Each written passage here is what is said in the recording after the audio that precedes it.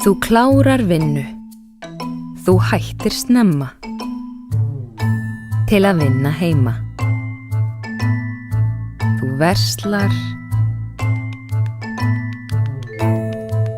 Þú ferð í heimsókn.